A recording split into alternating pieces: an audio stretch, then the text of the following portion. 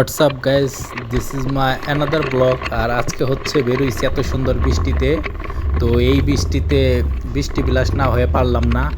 আসলে অনেকেরই বাইক আছে, অনেকেই বাইক রাইড করে, কিন্তু আমার মতো বৃষ্টি হইলেই বাইক নিয়ে বাসায় থেকে বেরোয় পড়ি।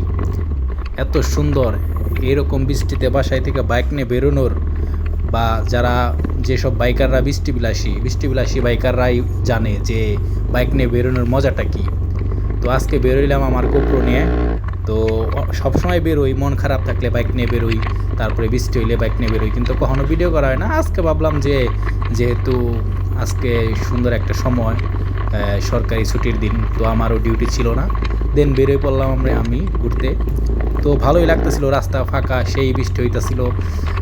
আর মাঝে মধ্যে একটু ভয়ও করতেছিল, কারণ হচ্ছে বিদ্যুৎ চমকাইতেছিল আর হচ্ছে দুরুম দারুম পড়তেছিল। তো এরই মধ্যে এক ছোটো ভাইয়ের সাথে দেখা হয়ে গেল, ওর সাথে গল্প করতে করতে বৃষ্টিতে খুব ভিজতেছি, উপভোগ করতেছি। তো ভালোই লাগতেছে এত সুন্দর বৃষ্টিতে। আসলে যদি আপনি বাসায় বসে থাকেন তাইলে আপনার আসলে কি বলবো, মানে এই বৃষ্টিটা যারা মিস করছেন তারা বহুত বড় জিনিস মিস করে ফেলছেন।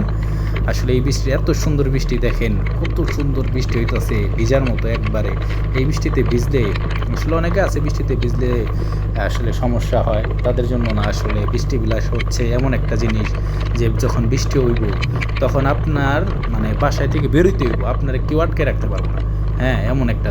সো বৃষ্টি বিলাস হচ্ছে আমি। সো বৃষ্টি হইলে আমার বাইক নিয়ে বেরোইতে বা একটু ঘোরাঘুরি করতে ভালো লাগে। তো বাইক নিয়ে বেরোলাম, ঘুরলাম ফিরলাম, দেখলাম যে আমার ছবিটা কেমন আসতেছে, ভালোই আসতেছে। তারপরে দেন আবার রওনা হইলাম। ভিজতেছি, ভালো লাগতেছে, রাস্তাঘাট ফাঁকা, আসলে কোনো মানুষজন নাই, কোনো কিছুই নাই।